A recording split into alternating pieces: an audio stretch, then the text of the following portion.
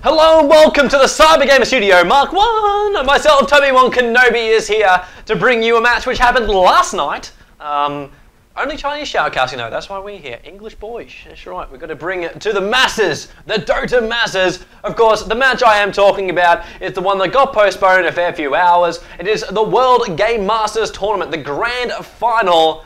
Ehome. Ehome. Going up against NirvanaCN, NirvanaCN. They have like even those little cherries on their jacket, Storm and SMM. It's very something. We'll go with something. Anyway, something which is also here, or someone I should actually say, which will be joining me is the big man Slash. You are joining me once again. Hello, everyone.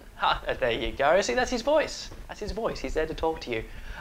He is actually a man who's been following this entire tournament so far. So actually, just give us a quick recap of where we're actually up to with these guys. Yeah, so the playoffs started, I think, in early January, which was around maybe 4 days ago they started.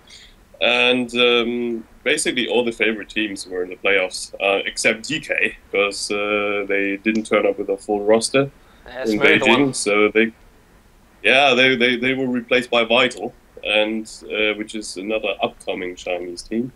Not really a powerhouse, I need to say, because they got to North by Ehome, basically raped in their 2 games in the first place. Oh, probably they were lucky enough to be drawn against Ehome first, but never mind that. And another team which caught my eye, which maybe not many people know of, is the team Sunny. Basically consists of ex-CHN players with star carry Seeking. Who is just known for being the king of water-based heroes, mainly. Kunkka, Morphling, and Dusa. Although we saw him playing in very impressive Pugna as well during the tournament. Sunny actually managed to beat LGD SGTY, who were the massive favorites, obviously. But on the other hand, LGD YYF was dropped in the first game, so it was basically 4 versus 5. And in the third game, which Sunny also won, 2 blue screens happened apparently. So this was just basically blame the organizers and not LGD for playing bad, because they in the second game they executed a push strategy which finished the game in around 16 minutes. Sunny though lost to NirvanaCN in the semifinals, and 2-1 I think. Yes, and the one game where they won, they actually won against Yafet's SF, which is a very impressive feat, thinking of that Yafet has probably never lost a tournament game with his Shadow Fiend for a month already. But they got kicked out, and while Ehome managed to beat Dream in the other semi-final, advancing into the Grand Final against Nirvana. And the third place decider was also won by Dream, so Dream beat Sunny. So there you have it. And the game we're going to cast today is NirvanaCN going against Ehome in the Grand Final. That's right, it definitely is. And of course, after that one, you'll actually realise why I actually have this beautiful man. Actually, he is beautiful. Joining me during the Shoutcast tonight, because if there is a man that can know it as well as this man does, then he'd know it. Funnily enough. But let's get ourselves into the game, and we'll stop my little squabbling, and let's get this party started. Obviously now we will be going through the drafts and the bans to see what will go at a little bit faster speed for this, guys, so you don't have to wait too long. Nirvana playing for the side of Sentinel. Scourge will be Ehome for this one up, so YS is the captain here for the Sentinel side. Captain of Ehome, though, person doing the draft, who would that actually have been? That would be 820, 820. I hear there's a little bit of change too with 820, isn't he? He's actually now playing support. He's now playing carry instead of support, which has got a couple of people scratching their heads. Yes, that's true. They announced it, or I think it was 820 announcing on his own blog that, or it was on Ehome's blog, I don't know.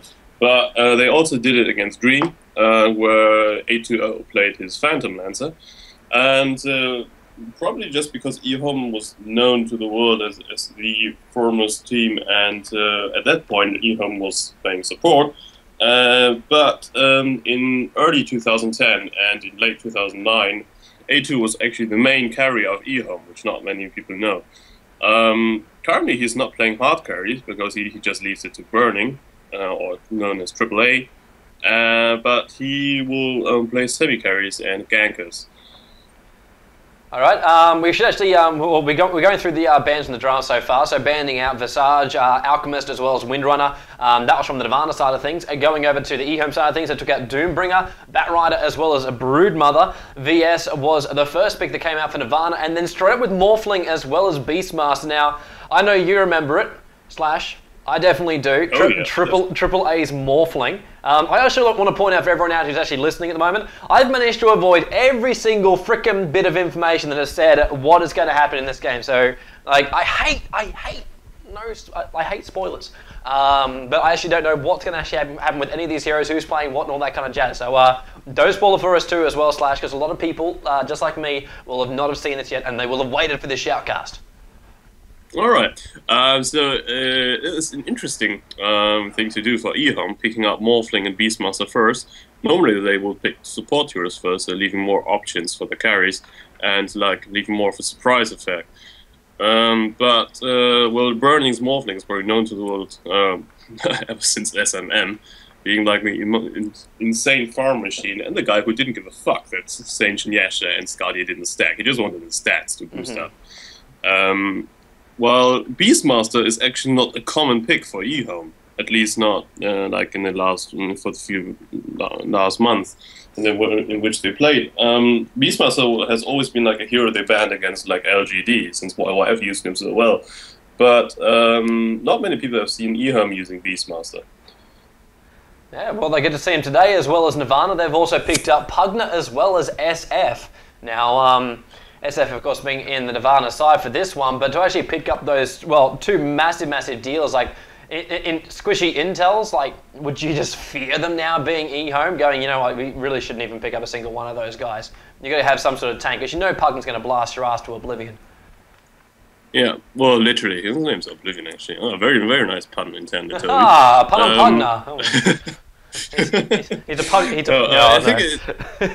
I think it is kind of obvious that Jaffes will play as Shadow Fiend. Yeah, he got in 6.70. The Shadow Fiend also has a 10% chance, I think it is, to rename to Jaffes. So if we see the Nirvana Cherry CN playing Shadow Fiend during the version 6.70, we will see Jaffes playing Jaffes. That'll be kind of fun. Pugna obviously is a great hero, and just basically, since he counters literally everything. Spellcasters who get fucked over by his Nether Ward, and physical DPSs, since they can't do shit if they are decryptified. Actually, looking now too, we see Clockwork Goblin was the third pick up here for Ehome. Also banning out CM and Enigma. Enigma being removed by Ehome, CM being banned here by Nirvana. But to actually pick up the Clockwork Goblin, now, obviously with Pugna's Nether Ward, throwing that one out there, the second you cast a spell, obviously you're going to get your ass blasted off from that one. For me, to actually get Clockwork Goblin in, what's he have to do? Like, cast off his ulti, then the cogs on top of it, and even then he's probably going to try and pop off a rocket as well as his mini stun on top of that one. How is he actually going to be able to initiate when you got Pugna around the neighborhood? Or is his ward a little bit different to what I think it is? I think it is a little bit difficult. Pugna is not Silencer, so he doesn't have last word or something. But yeah, his Netherwood will just zap you for, I think it's not a percentage, but a multiplier of the mana cost you do to cast the spell. So basically heavy nukers like Zeus, Lina, and CM really get screwed over by the Netherworld, because like if Lina, for example, tries to cast her ulti while the Netherworld is there, she'll probably just hit herself to death. But Clockwork Goblin is another thing. He's a strength hero. His spells do not cost that much, and his rocket is a great tool for scouting. It is good for detecting gangs or initiating gangs on your own, to have vision to be able just to get that hook shot onto a victim. And yeah, Clockwork Goblin is actually an interesting pick, since Ehome didn't pick him either very much. But A2 did pick him did play him in the semifinals against Dream. So I suppose it's pretty obvious that A2 will be playing the Clockwork Goblin this time as well. We've also got on the ban pool now for Nirvana. Lich has actually been put into that one too. We'll actually speed this up a little bit here. Puck has come through the ban pool as well, so Lich and Puck both removed from this one. And Witch Doctor is actually one of the first ones to be picked up now. So, well, the fourth hero and the second support hero for Nirvana's side. Obviously, Maledict on top of the aura, on top of the amount of damage that SF as well as Pugna can deal. That's going to be pretty easy. Like, well, what's it going to be for lanes, do you think? Like, are you going to try and put Pugna as well as Witch Doctor in the same lane, just try and blast someone to death and get that first blood nice and early? Well, not sure. Not sure, because at the moment they have two solo heroes picked. So Shadowfield will most likely be solo mid against the Beastmaster, because there's not much point of putting a Beastmaster in another lane except for solo mid. So Yafets doesn't need to fear the Beastmaster mid. Pugna is obviously a great solo, but they haven't picked their fifth hero yet, so I'm not quite sure what they will do with it. So we need to see the full lineup to see which lanes they will be going. But most likely Avenge and Witch Doctor will be doing the triple lane. Oh, snap on Lena too, because you made the comment before, if Lena tries to ulti, then she's going to get blasted by that Pugna ward. She is now the fourth pick coming up here, and it's very interesting to actually see, like, where's the old-fashioned days of Lion? Lion's just been, like, completely left on the side, and now Lena appears to be like that AoE stun hero that everyone kind of wants. Venoman's also picked up as the fifth for Nirvana, but what is this progression to Lena from Lion? That's not really much of a progression, so to speak, because Lena's AoE stun is much more useful in tri-lane than it is like solo mid, so they have a little bit different roles, a little bit more shifting. So Lena's stun normally requires a setup stun as well. So she's not like one of those who can get a blink dagger and definitely 100% stun the enemy. You still need to aim. While Lion, he has a better attack animation, far better attack animation, so to speak, better last hit damage, and Impale Finger, which is basically screws over most common solo mid heroes like Storm, Shadow Fiend, or Tinker. So Lion normally plays solo mid. As a support line, we rarely see that now, because Lena tends to be better with the AoE stun. We're just going to pause the replay for a second. For some reason we have no game sound coming through, so we'll just work that one out for a second. We are here at pause at 0:53 at the moment, so we'll just tweak through a little bit and make sure we actually have some game sounds coming out. Just so, well, obviously, like listening to something without game sounds would just be freaking boring. There we go. Sound effects volume. There. Yes. Let's crank that one up a little bit. Oops, that's actually probably a little bit too much. Sorry about this, guys. I did have all this working beforehand, and she just decided to be a little bit weird. Anyway, let's go off the pause again. So we are going to count ourselves down and get people into the different lanes. There goes actually a Rocket Mage in the spot VS as well as Witch Doctor up on the top lane. So we'll run through very, very quickly before the foghorn does actually sound. Nirvana's lineup, so DGC playing as the Witch Doctor and LM playing as our Vengeful Spirit. Both hanging around that top rune and both about to get rocketed again. They're both going to hate that. Mid lane we have ZS playing as a Pugna. Actually now Venom as a HY heading up towards the top lane as well, so maybe we have a switch. Pugna's heading down towards the bottom to solo, and Yafets YS playing as our Shadow Fiend in the middle lane, just as Slash predicted. 15 seconds to actually go, so we'll just jump through pretty quickly at the moment. Actually no, we'll just count down. Foghorn is actually now sounding off, so the countdown actually does go until the creep wave does spawn in 5, 4, 3, 2, 1.